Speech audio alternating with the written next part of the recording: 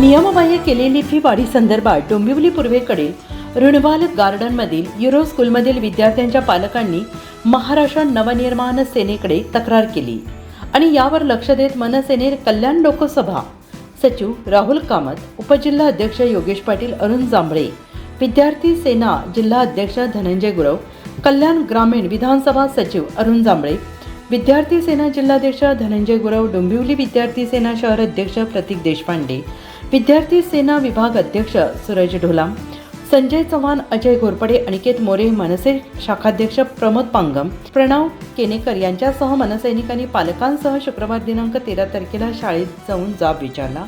शाळा व्यवस्थापनाने मनसैनिकांचे म्हणणे ऐकून घेत निवेदन दिले.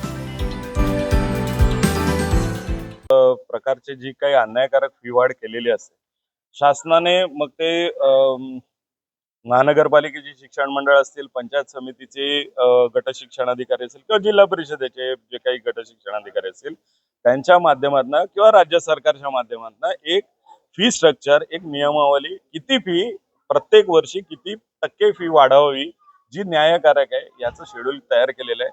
मात्र सरसकटपणे जर आपण बघितलं तर खाजगी शाळा ह्या अत्यंत अन्यायकारक पद्धतीने फी वाढ करत असतात.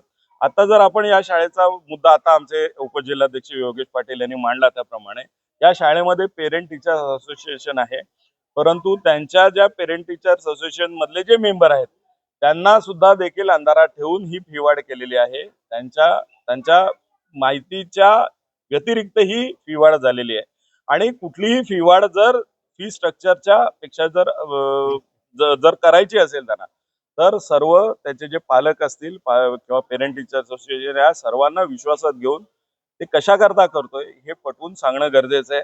मगाशी जसं योगेश पाटीलने सांगितलं की तुम्हाला परवडत असेल तर भरा, ऐपत नसेल तर तुम्ही तुमची पाल्य काढून टाका. ही शाळांची स्पष्टपणे मुजोरी आहे. राज्य सरकारने वेळेच या खाजगी शाळांवरती वचक ठेवावा. मग तो महानगरपालिकेच्या माध्यमातून असेल, पंचायत समिती आणि जिल्हा परिषदेच्या गट शिक्षणाच्या माध्यमातून असेल किंवा शिक्षण खात्याचे जे काही अधिकारी आहेत त्यांच्या माध्यमातून असेल, खाजगी शाळांना वाटेल तेव्हा वाटेल तशी फीवाढ करायची मनमानी राज्य सरकारने देऊ नये.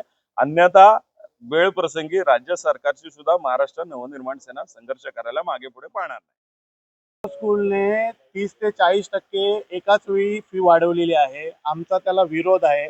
नियमाच्या बाहेर जाऊन ही शाळा इथे काम करत आहोत. इथे सर्व राहणारे मध्यमवर्गीय सर्व फॅमिलीज आहेत. त्यांना त्यानुसारच त्यांनी फी वाढवली पाहिजे. 30% 40% जी फी वाढवणं हे नियमाच्या बाहेर आहे. वर्गामध्ये 30 ते 35 मुलं बसवणं हे नियमामध्ये आहे. तेव्हा 50 आणि 60 मुलं बसवता.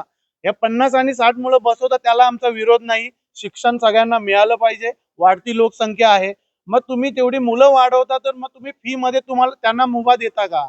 या सगळ्या मुद्द्यांवर आमचा विषय आहे. आम्ही वारंवार त्यांना पत्र देतोय, वारंवार माहिती देतोय. सर्व इथे पालकही उपस्थित आहेत.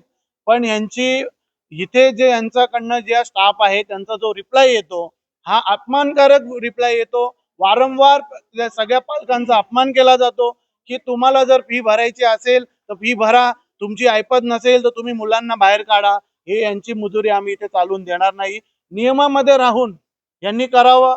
तर शाळेला इथे शिक्षण देता, तुम्ही चांगली गोष्ट करता, पण नियमामध्ये राहून करा. आम्ही त्याचं स्वागत. नक्कीच आपण पाहाल तर पालकांचा 20 ते 25 दिवसापूर्वी सन्माननीय नेते माझे आमदार राजूदादा पाटील यांना एक ईमेल प्राप्त झाला होता. त्याच्यामध्ये या शाळेबद्दल असलेल्या त्रुटींची माहिती त्यांनी दिली.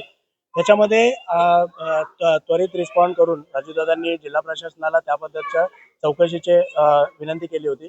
याच अनुषंगाने पंचायत समितीने जो अहवाल सादर केला त्याच्यामध्ये पीटीए जी गठीत केलेली आहे ती पीटीए मेंबर्सच चुकीच्या पद्धतीनं गठीत झालेले आहेत. आणि जर ते चुकीच्या पद्धतीनं गठीत झालेले आहेत तर बट ऑफिस आहे की पुढचे जे निर्णय आहेत म्हणजे फी हाईकचे असतील, मग बाकीच्या सगळ्या गोष्टी असतील, हे निर्णय सुद्धा चुकीच्या पद्धतीने आहेत. मी आपल्या माध्यमातून या शालेय प्रशासनाला एक इशारा देऊ इच्छितो. महाराष्ट्र नवनिर्माण सेनेच्या वतीनं महागाई खूप वाढलेली आहेत आणि काचा पण अजून स्वस्त झालेले नाहीयेत. त्याच्यामुळे तुम्ही ही जी काय फी हाईक आहे ही रद्द करावी, अन्यथा आमच्या रोषाला समोर जावं लागेल. रुजुता सावंत आहे. माझा मुलगा इथे फर्स्ट स्टँडर्ड मध्ये आहे आणि मी खूप मोठ्या अपेक्षा ठेवून या शाळेमध्ये घातलं होतं त्याला की एक क्वालिटी एज्युकेशन मिळेल त्याला किंवा काही, पण माझं सगळं वर्षभरामध्ये हे सगळं फोल झालेलं आहे. मी मल्टिपल ईमेल्स लिहिले होते शाळेला वेगवेगळ्या गोष्टीमध्ये. हे लोक मुलांनाच फक्त डिस्क्रिमिनेट नाही करत, एकच फर्स्ट स्टँडर्ड मधल्या मुलांना प्रत्येक वेळेला म्हणजे वेगवेगळी फी आहे.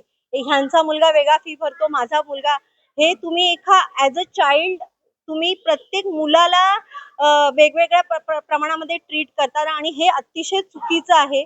आणि ह्याच्यासाठी इनफॅक्ट आणि मी खूप थँकफुल आहे मनसेची की त्यांनी आम्हाला एवढा सपोर्ट केला, पालकांना आम्हाला सपोर्ट केला. आम्ही जेव्हा राजूदादांना ईमेल लिहिला म्हणजे आमच्या सगळ्या पालकांनी, त्यांनी आम्हाला प्रॉम्प्ट रिस्पॉन्स दिला आणि म्हणून आम्ही ही लढाई आतापर्यंत लढू शकलो. आणि आम्हाला पूर्णपणे इनफॅक्ट आम्हाला हेही पाहिजे की इथला प्रिन्सिपल पण चेंज व्हावा, कारण का प्रिन्सिपलला बिलकुल बॉदर्ड नाहीये. साधं जे एक वर्षभराचा एक प्रोग्राम असतो त्याच्यामध्येही प्रिन्सिपल येत नाही. त्यांचे जे मान्यवर येतात ते म्हणजे डायटिशियनला ऍज अ मेन पॉइंट म्हणून बोलायला, चीफ गेस्ट म्हणून हे लोक बोलवतात. त्याच्यावरच त्यांचा माइंडसेट कळतो की काय क्वालिटी ऑफ एज्युकेशन हे देत आहे. जस्ट ब्रँड नेम आहे युरो स्कूल करून, पण actually quality education is zero. I must say that. Teachers yes, it is not up to the mark. इथे जे टीचर्स जे आहेत त्यांना बिलकुल एक्सपिरियन्स नाहीयेत. ऍक्च्युली मला सुद्धा त्या लोकांनी अप्रोच केलं होतं की तुम्ही आमचा कोर्स घ्या, तुम्ही इथे आम्ही तुम्हाला शिकू आणि मग तुम्ही टीचरसाठी तुम्ही क्वालिफाय होऊ शकता.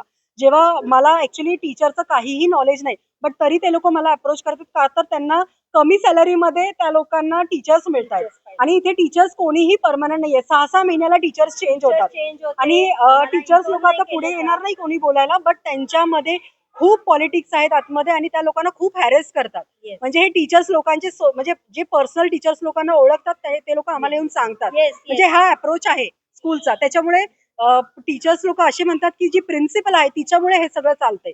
ती भलेही काही बोलत Yes, नाही yes. पण ती बॅकग्राऊंडला भरपूर हे करते.